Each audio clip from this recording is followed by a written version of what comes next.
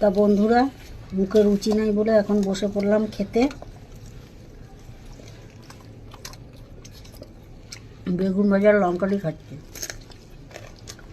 একটু মুখে রুচি নেই।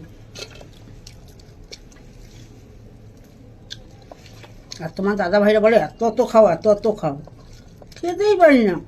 এই একটু ভাত নিয়েছি, 1 পিস মাছ, এই 3 পিস বেগুন ভাজা নিয়েছিলাম, 2 পিস দিয়ে ভাত খেলাম, এই একটু ওলকপি আলুর সবজি, আর একটু এই পনির নিয়ে বসেছি।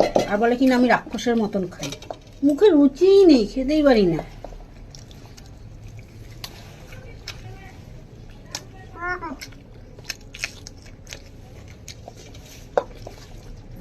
বলো, মুখে রুচি না থাকলে কি খাওয়া যায় বলো?